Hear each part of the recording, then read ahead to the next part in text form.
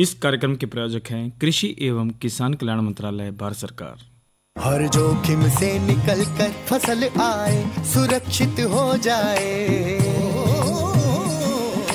फसल बीमा से हर किसान अब आत्मनिर्भर हो जाए। संकट के समय प्रधानमंत्री फसल बीमा योजना किसानों के लिए वरदान है। अब सूखा पड़े या बाढ़ आ जाए कोई डर नहीं, अब ओले पड़े या कीट पतंगे फसल खा जाए कोई फिक्र नहीं, क्योंकि हमने लिया है प्रधानमंत्री फसल बीमा। बुआई से फसल कटाई तक हर जोखिम का दावा, न्यूनतम प्रीमियम पर अधिकतम भुगतान का वादा। योजना से हर साल जुड़ रहे हैं 5 करोड़ से ज्यादा किसान। अब आपकी है बारी। नजदीकी कृषि कार्यालय, सहकारी समिति, बैंक शाखा, अधिकृत बीमा कंपनी या जन सेवा केंद्र में स्वेच्छा से करा सकते हैं पंजीकरण। फसल बीमा पोर्टल या फसल बीमा ऐप द्वारा भी कराया जा सकता है पंजीकरण। प्रधानमंत्री फसल बीमा योजना, आपकी फसलों का संपूर्ण सुरक्षा कवच। कृषि एवं किसान कल्याण मंत्रालय, भारत सरकार।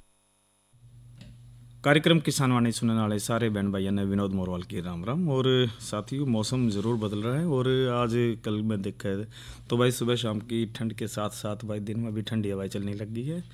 तो भाई कोशिश ज़रूर करें कि अपना ज़रूर ध्यान रखें। डांगर डोर का भी हम एक उम्मीद करते हैं। हमारे जो प्रगतिशील किसान बहन भाई है जो भाई पशुपालन का कार्य करते हैं, उन्होंने भी भाई उनकी अच्छी व्यवस्था कर दी है। और व्यवस्था तो साथियों देखिए वो हमेशा हम न करनी चाहिए। और अंग्रेजी में भी कह दिया करें भाई, ये good beginning makes a good endings. अच्छी शुरुआत एक अच्छा समापन होती है। और जब परमात्मा का नाम लेकर कोई सब काम हम शुरुआत करते तो भाई काम बढ़िया भी होता है। और कार्यक्रम किसान वाणी में साथियों हम हर बार बेहतरीन विषय लेकर आते हैं। कोशिश हमारी यही रहती है, हमारा जो प्रगतिशील किसान बहन भाई है भाई वो हमेशा आर्थिक तौर पर भी मजबूत रहे और भाई ज़्यादा से ज़्यादा मुनाफा कमा कर भाई देश को भी आगे बढ़ावा है। तो आज का जो चर्चा रहेगी ढिंगरी मशरूम की खेती में सावधानी की बात करेंगे। और महत्वपूर्ण विषय ये भी रहेगा भाई राष्ट्रीय हल्दी बोर्ड और नई फसल नई उमंग में हम जो बात आज लेकर आए हैं, मूली की बिजाई और कुछ प्राकृतिक खेती, मनोरंजन भी है। लेकिन कार्यक्रम की शुरुआत हमेशा आज के कृषि प्रश्न से। आज का जो कृषि प्रश्न है, किस जिले में सबसे ज़्यादा ज्वार का उत्पादन किया जाता है? इसका सही उत्तर है साथियों आपको हमारे को 6:50 पर केवल SMS के माध्यम से ही देना है। जो फ़ोन नंबर है, मोबाइल नंबर 9466021336 यानी 94 पर आपको आज के कृषि प्रश्न का उत्तर देना है। जो सही जवाब देगा साथियों उसको बधाई भी देंगे और हम उसका नाम भी ज़रूर लेंगे। प्रश्न एक बार फिर से, किस जिले में सबसे ज़्यादा ज्वार का उत्पादन किया जाता है? आपने उस जिले का नाम लिखना है हमारे को। और अब बात ज़रूर कर लेता साथियों ढिंगरी मशरूम की खेती में सावधानी की, जो आज की महत्वपूर्ण चर्चा है। और जब ढिंगरी की बात करें तो भाई इसे ना हम प्लोरोट्स भी बोल देते हैं। और खाने योग्य जो स्वादिष्ट मशरूम, इसका रूप भाई सीपनुमा होने के कारण इसमें आइस्टन मशरूम के नाम से भी भाई हम जानते हैं। और सीपनुमा आकार एक छोटे डंटल की सहायता से भाई मशरूम के आधार से जुड़ा रहता है। मशरूम की जो ऊपरी सतह है वो भाई चिकनी व निचली जो सतह है वो भाई गलफड़े बनते हैं। ढिंगरी यानी कि प्लोरोट्स को विभिन्न जातियों की ऊपरी सतह का रंग भूरा व सफ़ेद तथा गलफड़ों का जो रंग भाई वो सफ़ेद व मटमैला सा होता है। और उत्तरी भारत में सफ़ेद बटन मशरूम के भाई उत्पादन का ही प्रचलन भाई ज़्यादा है, क्योंकि भाई वो देखने में प्राकृतिक खुम्बी जैसी लागत है और खुम्बी खाने वालों को भाई अधिक लोकप्रिय है। और लेकिन भाई इसकी जो उत्पादन क्षमता कम है और इसको उगाना भी कठिन है। और सफ़ेद बटन खुम्बी की अपेक्षाकृत ढिंगरी का जो उत्पादन है वो सरल है। प्रति वर्ग मीटर पैदावार भी लगभग भाई 2.5 गुना इसमें अधिक है। और भाई भविष्य में ढिंगरी के उत्पादन की संभावना अधिक जो उज्जवल है, क्योंकि इसको सरलतापूर्व साल में कई बार हम इसमें उगा सकते हैं। तो देखो सफ़ेद बटन खुम्बी की अपेक्षा जो ढिंगरी यानी कि प्लोरोट्स की खुम्बी उत्पादन क्यों करें? देखो एक तो साथियों इसके अंदर सफ़ेद बटन मशरूम उगाने के लिए जिस कंपोस्ट की आवश्यकता होती है उसे तैयार करने के लिए भाई कम से कम भाई हमने 28 से 30 दिन का टाइम इसमें लग गया है। और इसके अलावा जब हम डिंगरी उत्पादन के लिए बात करें तो भाई इसमें गेहूं का जो भूसा है या फिर धान की जो पुआल का केवल 10 से 12 घंटे के लिए पानी में भिगोना पड़ता है। और इसी तरह साथियों जो बटन खुम्बी की तरह से डिंगरी में जो कैसिंग की आवश्यकता नहीं होती, और इसी तरह जो इसे शहतूत की टोकरी, नायलॉन की जाली, लकड़ी की किसी आकार की पेटी तथा प्लास्टिक लिफाफों में सरलतापूर्वक उगा सकते हैं हम इसमें। और सफ़ेद बटन के उत्पादन के लिए जड़ा भाई कंपोस्ट बनाने में खुम्बी उत्पादन की शुरू होने तक 50 से 60 दिन का टाइम लगता है, वही भाई डिंगरी केवल 20 से 22 दिन में ही पहली फसल हमने दे देती है। और उत्तरी भारत में जड़ा सफ़ेद बटन की खेती केवल अक्टूबर से मार्च माह तक ही की जाती है। वही भाई जो डिंगरी की खेती की जब हम बात करें तो भाई सितंबर से लेकर या अप्रैल महीने तक इसमें हम इसकी खेती ले सकते हैं। और रख रखाव में भी भाई डिंगरी आसान से है, इसे सुखाया भी जा सकता है। तो भाई ये कुछ महत्वपूर्ण बात थी जो भाई सफ़ेद बटन मशरूम के अकॉर्डिंग भाई के इसमें ध्यान रखा है। तो भाई डिंगरी प्लोरोट्स मशरूम की खेती ज़्यादा लाभदायक है।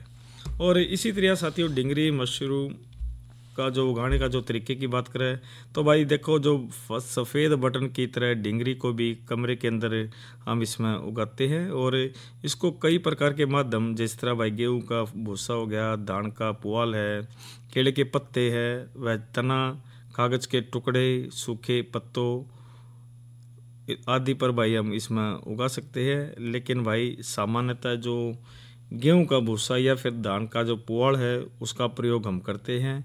और गेहूं के भूसे को सर्वप्रथम भाई कीटाणु रहित करने के लिए 100 लीटर पानी में भाई 125 मिलीलीटर फॉर्मेलिन तथा 7.5 ग्राम कार्बोडाइजिम मिलाकर भाई 12 से 15 किलोग्राम भूसे को 10 से 12 घंटे तक पानी में भिगोवे, और ताकि अनचाहे फफूंद व जीवाणु विकसित नहीं हो सके।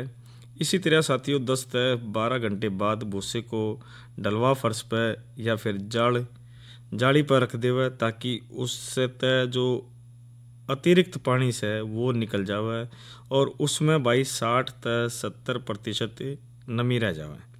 और इसमें 2 से 3% स्पॉन मिलाकर इसको पॉलीथीन के लिफाफे में भरकर कमरे के अंदर किसी आधार पर 1-1 फुट की दूरी पर रख देवे या फिर किसी रस्सी की सहायता से इसने टांग देवे। और भाई लिफाफे में छोटे छोटे छिद्र कर देवे ताकि पॉलीथीन के थैलों के स्थान पर लकड़ी की पेटी भी, टोकरी का प्रयोग भी हम इसमें कर सकते हैं। और कमरे में नमी बनाए रखने के लिए कमरे में भाई 2 से 3 बार दिन में स्वच्छ पानी का छिड़काव करते रहना चाहिए।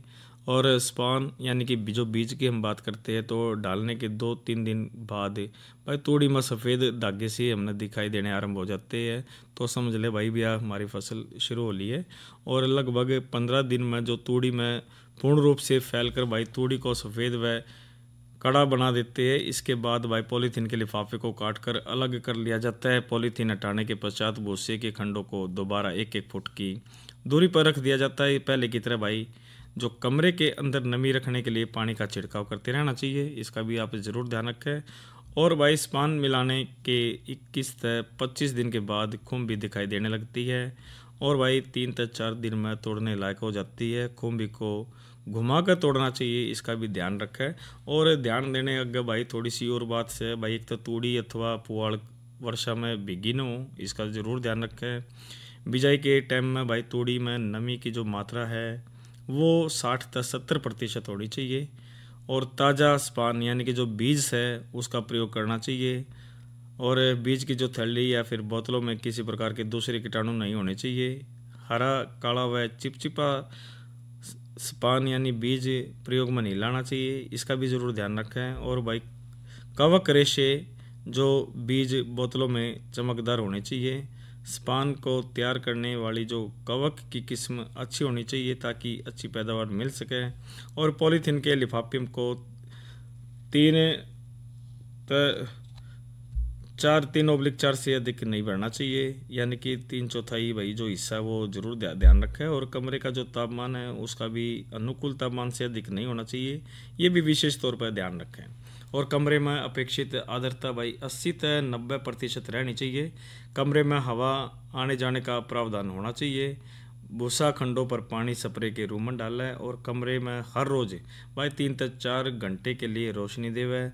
खुम्बी को कीड़ों तथा बीमारियों से बचाने के लिए कमरे को भाई साफ रखना चाहिए तथा समय पर कीटनाशक तथा फफूंदनाशक दवाइयों का छिड़काव इसमें करना चाहिए। तो भाई हम डिंगरी प्लूरोट से मशरूम की खेती तय ज़्यादा से ज़्यादा इसमें लाभ हम ले पाओगे। तो साथियों ये तय बात करी हमने मशरूम की, जो डिंगरी मशरूम की हमने बात करी। इसी तरह साथियों राष्ट्रीय हल्दी बोर्ड की भी हमें महत्वपूर्ण चर्चा ज़रूर कर लेते हैं, क्योंकि साथियों ये भी महत्वपूर्ण विषय है।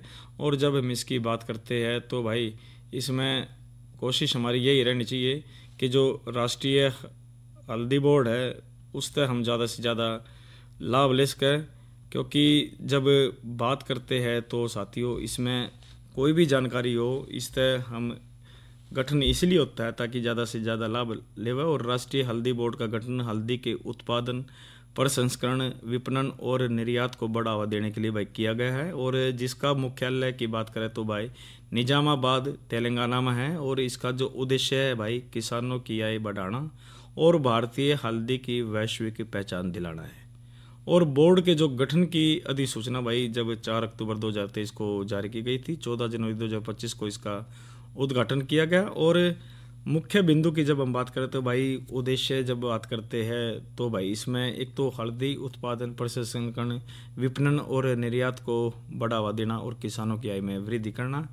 और इसी तरह साथियों जब इसके बात करें तो बोर्ड की संरचना भाई इसमें वाणिज्य और उद्योग मंत्रालय के अलावा आयुष, कृषि और किसान कल्याण जैसे अन्य मंत्रालयों के प्रतिनिधि भी इसमें शामिल हैं। और लक्ष्य की जब हम बात करते तो अगले 5 वर्षों में जो हल्दी उत्पादन को 2 गुना करके 20 लाख टन तक पहुंचाना है और 2030 तक 22 को हल्दी निर्यात को 1 बिलियन तक इसमें हमने बढ़ाना है। तो भाई कोशिश हमारी ज़रूर रंग लाओगी अगर जो हमारे प्रगतिशील किसान बहन भाई इसमें सहयोग करें।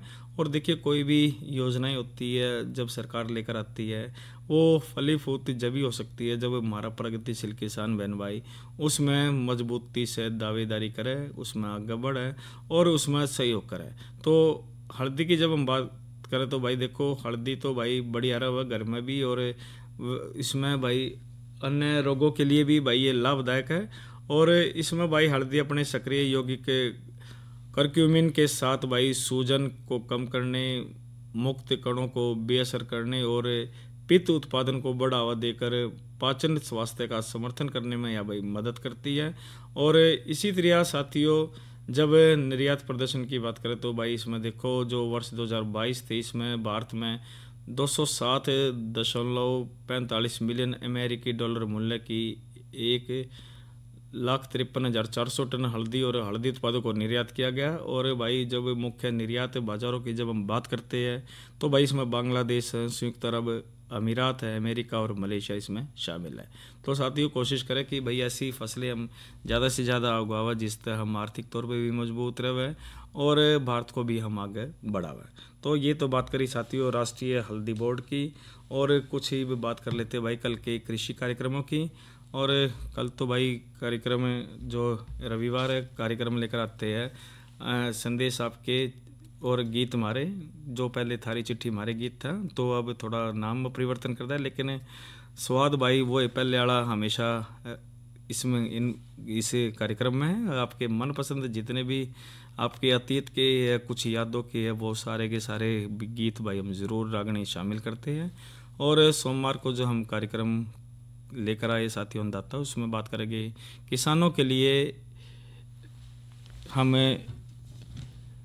एम किसान एप्लीकेशन की बात करेंगे। और आज की नसीहत में जो सोमवार को हम कार्यक्रम लेकर आए बागों में फल व फूल झड़ने की समस्या व बचाव और कृषि में ड्रोन के महत्व की भी जानकारी आपको ज़रूर देंगे। तो कार्यक्रम सुनना ना भूलें। और बात हमने ये तो करी भाई कल के कृषि कार्यक्रमों की। और जब हम बात करते हैं तो साथियों मौसम की भी बात कर लेते हैं, क्योंकि मौसम जिस प्रकार से ठंड की दस्तक दे रहा है, तो भाई इसमें कोशिश करें कि अपना आप ध्यान ज़रूर रखें। और ध्यान आप रखेंगे तो साथियों जब भी हम फल फूल सकते हैं। और आज के अधिकतम तापमान की बात करें तो 27, न्यूनतम की बात करें तो 12, और आने वाले 24 घंटे के जब हम बात करते तो अधिकतम 27 और न्यूनतम 11 डिग्री सेल्सियस रहने की संभावना है। कुल मिलाकर मौसम की बात करें तो भाई ठंडक रहेगी और नमी रहेगी, तो अपना आप ध्यान ज़रूर रखें। और ये तो रही भाई मौसम की जानकारी। और नई फसल नई उमंग की भी हम बात ज़रूर करेंगे, मूली की बिजाई की।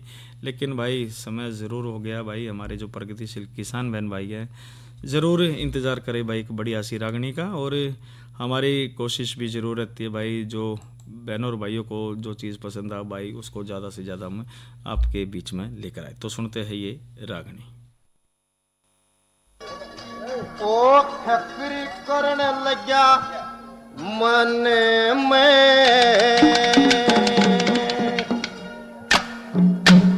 ये बांध बिस्तरा चाल पड़ा के बाकी रहेगी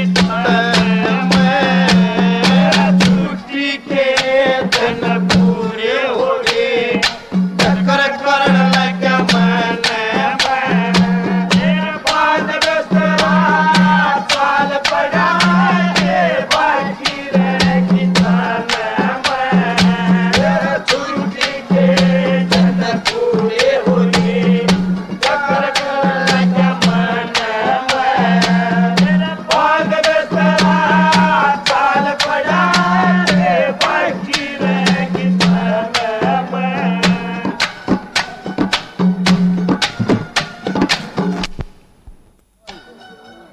मेहर सिंह छुट्टी पूरी होने के बाद और जब घर तक चला बिस्तरा ठाक है तो ये भाई सब जानो है, फौजी ने जब छुट्टी आवे जब वो कह दिन की छुट्टी आया कहा 2 महीने की, और जब को 5-4 दिन रह ले जब ने पूछा भाई छुट्टी कितने दिन की आया, अब परसों जाना छुट्टी पूरी होली। उसकी औरत कह लगी मन नहीं ले चले के ले बनाओ तने की ले गया की मौत होई करा बतेरा नाम छोड़ के आगे साल पड़िए जब भाई रोया नाम छोड़ के साल पड़े जब भाई रोया बोले हमने नौकरी की जाना खोलिया रे हमने नौकरी की जाना खोलिया के तब मरेंगे धने में कान बिस्तरा चाल पड़ा बाकी रहेगी धने में छुट्टी के चक्कर पूरे हो गए चक्कर कर लगा मन में कान बिस्तरा चाल पड़ा बाकी रहेगी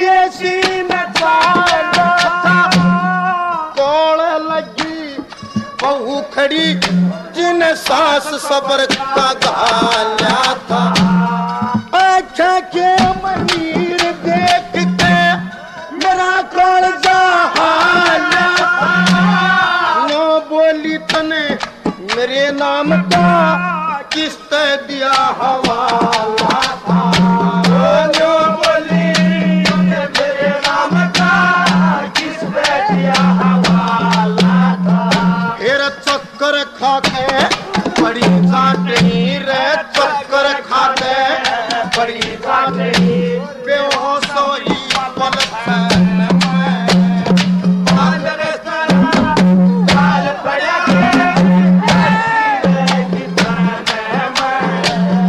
छुट्टी के जल पूरे हो गए चक्कर करने लगा मन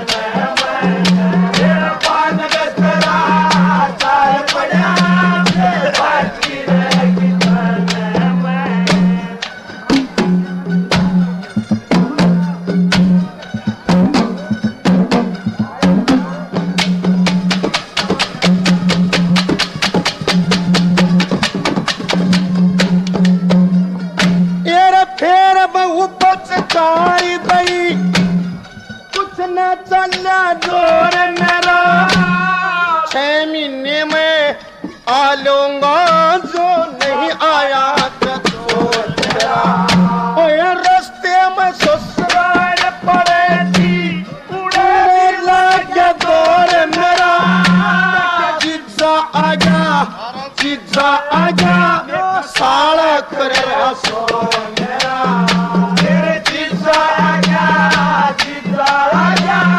सारा कर सो मेरा। अरे सास मेरी ने शरपचकारा सास मेरी ने शरपचकारा मेरा शीर तो ही बदन में मेरा बांध बिस्तरा चाल पड़ा बाकी रह के थाने में मेरा छुट्टी के दंद पूरे होए चक्कर कर लगा माता में मेरा बांध बिस्तरा चाल पड़ा बाकी रह के थाने में।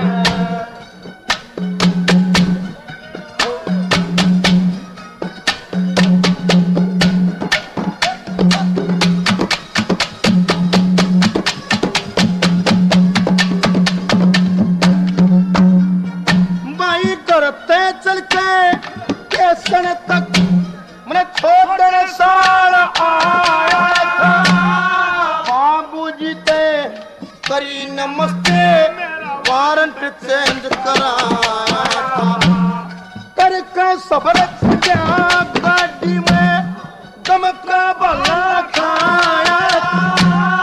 यारे प्यारे याद आए जब डांगर जो टकराया यारे प्यारे याद आए जब डांगर जो टकराया उड़ संगा पर मैं जागे रे संगा पर मैं जागे रे कह रे जंगल पबरी बांध बिस्तरा हाल पड़ा के बाकी रह गई थाने में मेरा छुट्टी के दिन पूरे होए चक्कर कर लगा मन में मेरा बांध बिस्तरा चाल पड़ा के बाकी रह गई थाने में। जब छुट्टी बिता मन यूनिट में यूनिट में सदैई हाजरी पक्का देना पैरा कर की याद बहुत ही चिंता यो दुख सबसे गहरा हो जिया तबू जलियो झूठ मेरे संग तेरा बोध में भक्ति वो होइयो जो गरत निरसारे राओ बोध में भक्ति वो होइयो जो गरत निरसारे राओ कोई बउआ आड़ा सुनता हो बउआ आड़ा सुनता हो मत पियो पैर पे कहने में मेरा बांध बिस्तरा चाल पड़ा बाकी रह गई थाने में मेरा छुट्टी के दिन पूरे होए चक्कर कर लगा मन। तो साथियों मेहर सिंह की हिट रागणियों में से हमने इसको लिया था और पालेराम और इस गायक साथियों द्वारा कल ये बेहतरीन प्रस्तुति थी। और अब बात ज़रूर कर लेते आज के कृषि प्रश्न में, जो हमने आपको शुरुआत में पूछा था कि किस ज़िले में सबसे ज़्यादा ज्वार का उत्पादन किया जाता है। और इसका जो सही जवाब साथियों हमारे को हम आपको बता देते भाई, इसका रोहतक इसका सही उत्तर है। और रोहतक में सबसे ज़्यादा ज्वार का उत्पादन किया जाता है। और पहला जो सही जवाब साथियों हमारे पास गांव जुगड़ी यमुनानगर से हमारे पास आया रणधीर सिंह भांगड़ मेजो देवी और परिवार भांगड़ परिवार की तरफ से। और इसी तरह साथियों एक और जो सही उत्तर हमारे पास आया भाई, इसका जो सही उत्तर भाई हमारे को दिया भाई संजीव कुमार ने, अमन कुमार दोनों ने सही उत्तर दिया। कुकाणी भाई ये तहसील इंद्री करनाल से इन्होंने सही जवाब दिया है। और इसी तरह साथियों अब एक और उत्तर हम ज़रूर देख लेते हैं साथियों।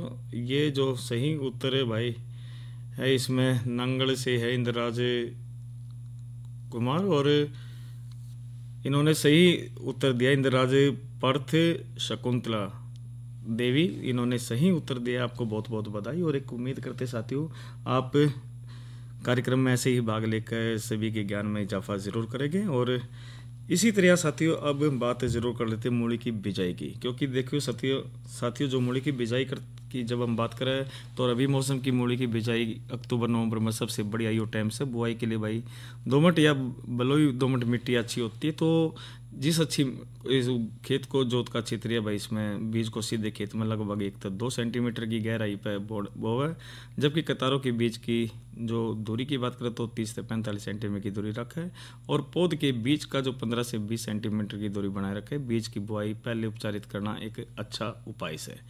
और मूली की बिजाई के लिए भाई आवश्यक जानकारी की बात करें तो भाई मिट्टी की तैयारी सबसे अच्छी जल निकासी हुई दोमट वाली मिट्टी बढ़िया रहती है।